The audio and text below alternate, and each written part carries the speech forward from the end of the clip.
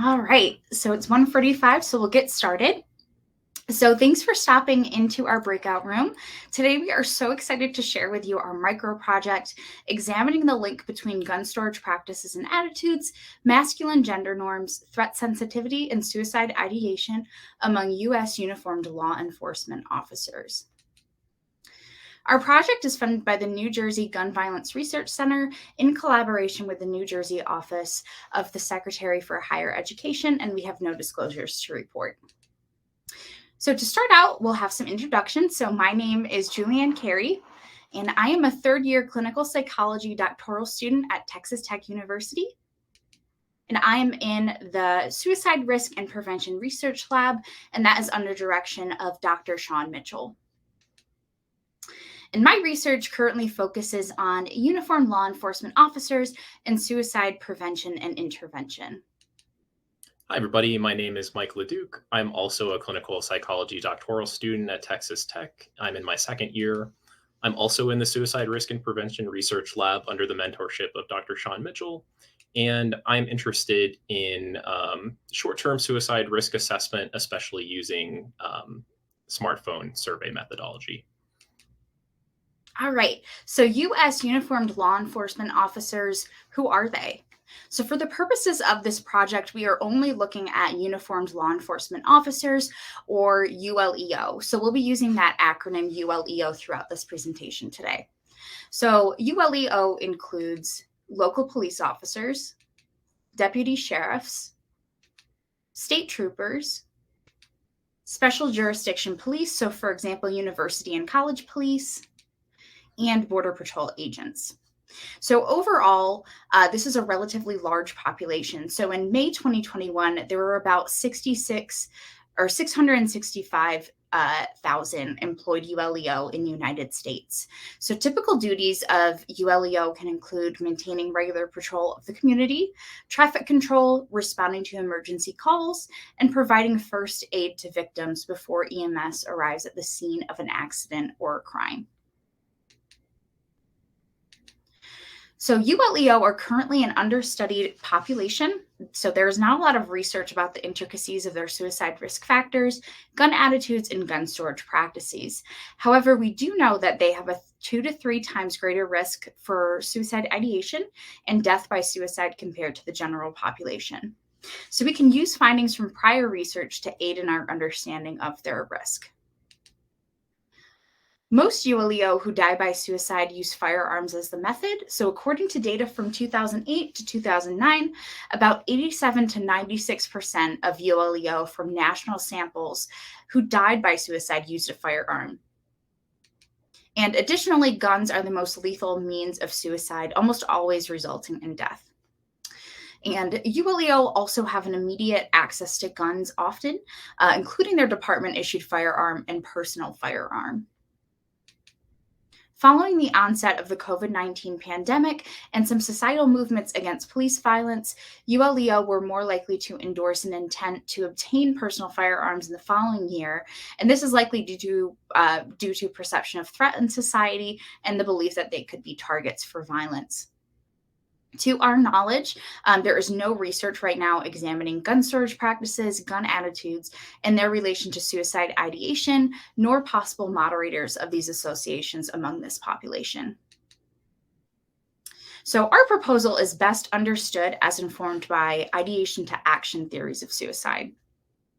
The ideation to action framework is a way to understand how suicidal thoughts emerge and can lead to suicide attempts or deaths, or in other words, behaviors.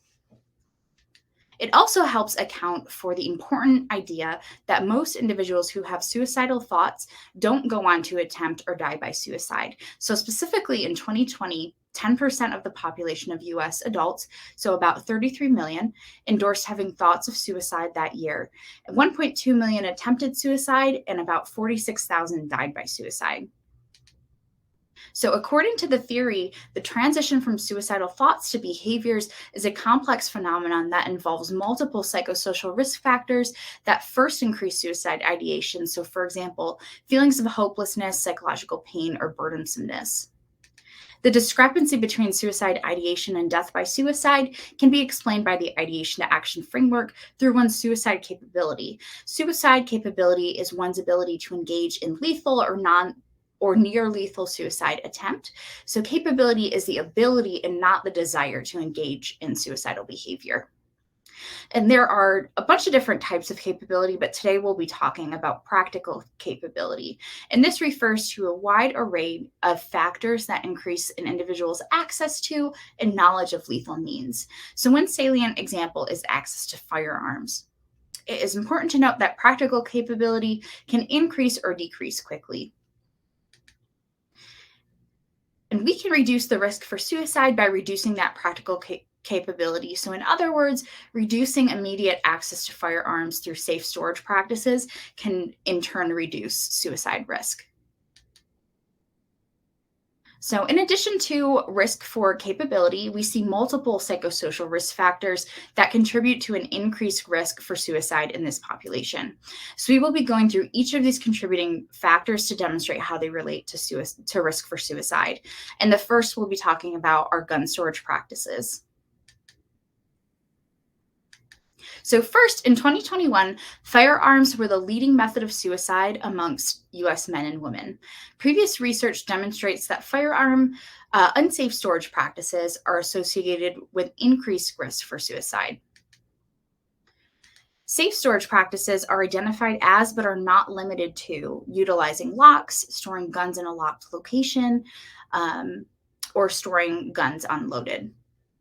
Overall, immediate or ready access to firearms is a robust risk factor for death by suicide, with data demonstrating that suicide is up to 5 times more likely in homes with a firearm present.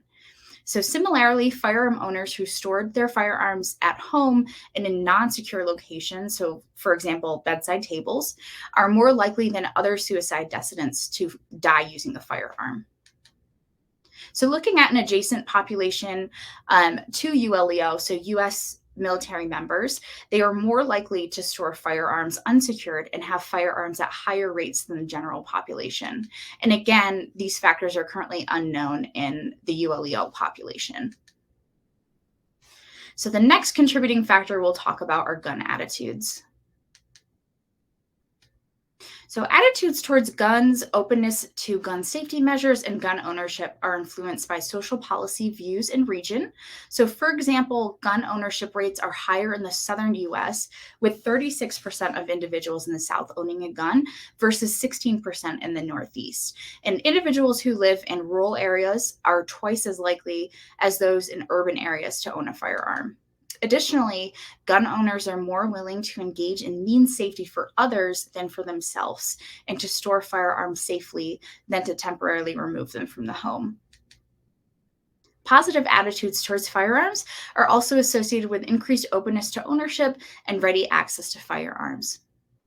Positive attitudes towards firearms are also typically associated with the belief that firearms help protect against crime, neighborhood issues that warrant firearm ownership, peers tending to also own and respect firearms, and firearm ownership being viewed as a common practice. So thus, it is important to understand gun attitudes in this population as it may relate to their elevated risk for suicide. So next, we're going to be talking about threat perception.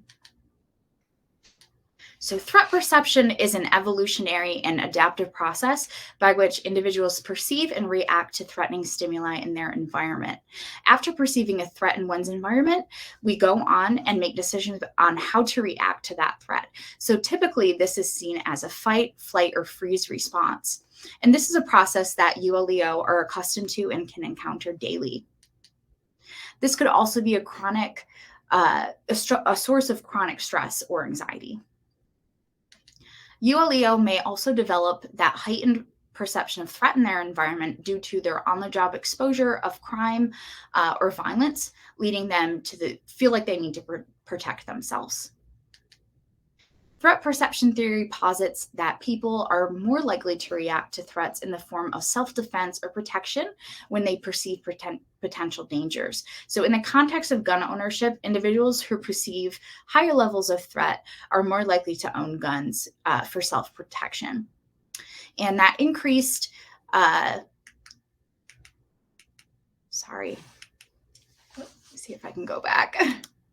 Sorry, that increased threat perception could increase desired access to firearms, increasing suicide risk. All right. And our last contributing factor of interest is the moderating role of masculine gender norm conformity. And although suicide is a serious public health issue that affects individuals across sociodemographic groups, men accounted for almost 70% of all deaths by suicide in the United States in 2020.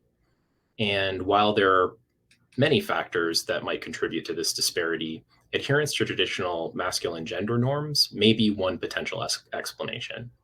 Men who conform more strongly to traditional masculine norms have a greater suicide capability than men or women who are less adherent to such norms.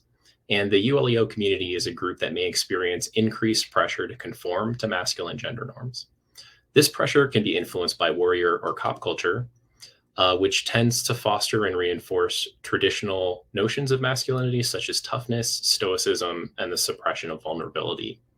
Unfortunately, increased conformity to masculine norms also has been associated with unsafe gun storage practices, which, as we've outlined so far, can increase risk for suicide. All right, and based on previous literature, we've identified these two main contributors in access to lethal means. And for our project, we're interested in defining the relation between these two main factors, gun attitudes and gun storage practices, and how suicide ideation might relate to these factors. We'll also be looking at relevant moderators that we've discussed so far, masculine gender norm conformity and threat perception. So overall, the goal of our project is to gain insights into gun attitudes and storage practices in this unique population. And we also seek to examine the relation between suicide ideation and both gun attitudes and storage practices to test potential moderators that influence these relationships as well. Specifically, we have three aims that'll help us achieve our goals. First, we aim to examine how ULEO store their firearms and understand their beliefs and attitudes towards gun ownership and usage. Second, we aim to test the relations between suicide ideation and both gun attitudes and gun storage practices within this population. And third, we aim to test the moderating roles of masculine gender norm conformity and threat perception in the relations between suicide ideation and gun attitudes and gun storage practices. To achieve this, we'll recruit adults currently employed in the US as ULEOs through the Qualtrics audience panel system. Qualtrics audience panels is a feature within the Qualtrics research platform that provides access to representative pools of participants for researchers and their research studies. And panels will use social media, online message forums, and email listservs to recruit adult, current US ULEO who are fluent in English, and data collection is estimated to take about 3 weeks. In our study, we'll use several measures to collect data and various aspects related to our research aims. Namely, we'll use a demographics questionnaire to gather information such as age, race, ethnicity, state, rural, or urban region, as well as years on the force and personal firearm ownership. We'll also use a measure of suicide risk, the Suicide Behaviors Questionnaire Revised, as well as the Gun Attitude Scale, Firearm Storage Practices Questionnaire, the Depression Symptom Index Suicidality Scale, the Conformity to Masculine Norms Inventory, and the Post-Traumatic Cognitions Inventory. For our research design, we'll first secure informed consent from our participants, and next, the protocol will start with the demographic survey, followed by the previously mentioned measures in a randomized order. We'll use a cross-sectional design and collect data at a single time point. And our survey consists of about 50 items and takes approximately 10 minutes to complete. Displayed here in this graphic is our proposed timeline for our project. Our study has been approved by Texas Tech's Institutional Review Board, and we'll proceed with data collection and analysis in the next 2 months. And at the end of our project, we'll be sharing our results to the community on Twitter, submit our findings to research conferences, and finally prepare a manuscript for publication. This study will be the first to identify current gun attitudes and storage practices among US ULEO and test novel relations between psychosocial variables like threat perception and masculine gender norm conformity.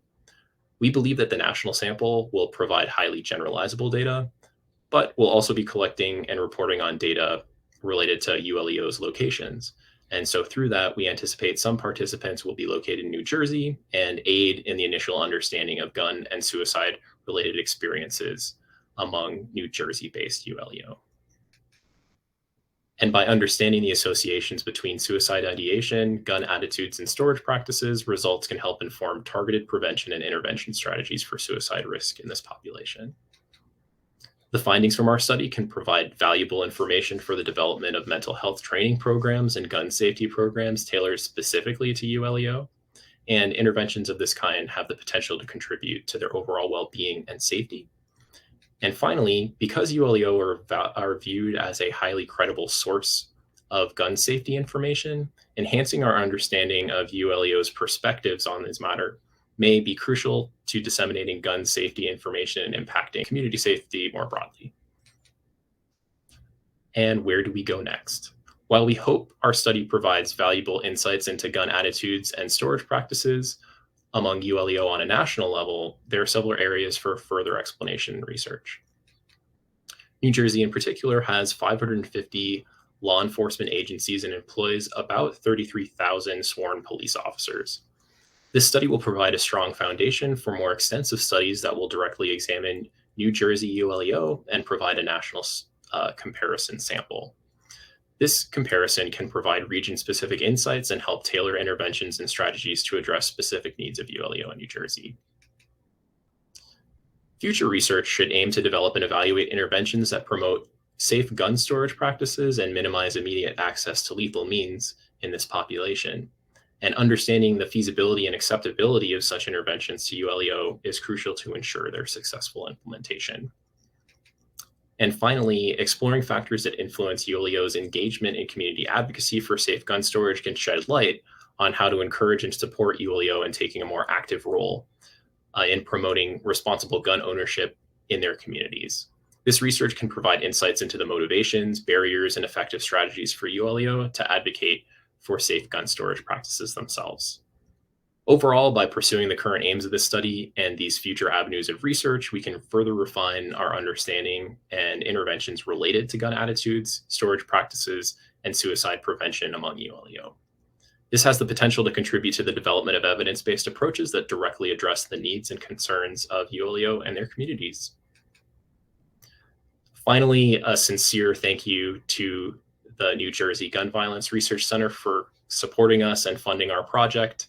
Thanks to everyone who's attending for your attention and interest in our topic. And we now have time to take any questions that you might have.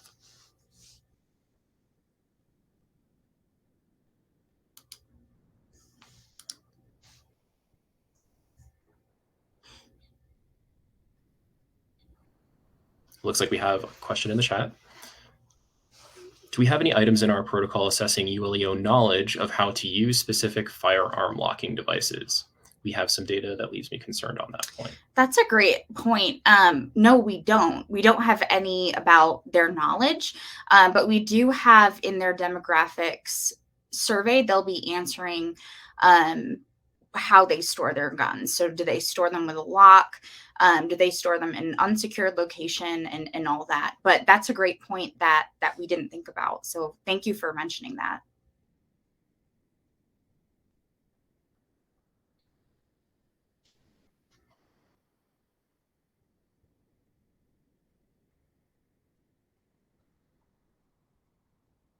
Awesome. All right. Well, thank you again to everybody who's watching our presentation. It's been great. Yeah, hope you enjoy the rest of the day.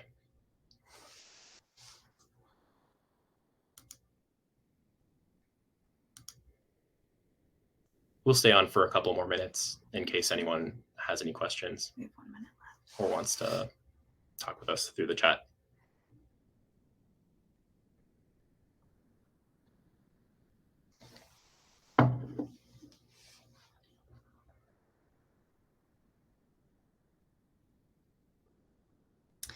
So, to Rosie's question here, the proportion of ULEOs that are women, it's usually like 10 to 20% of study populations.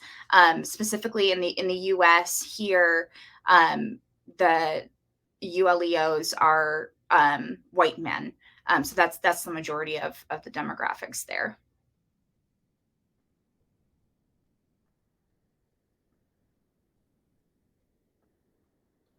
All right. All right. Thanks, everyone.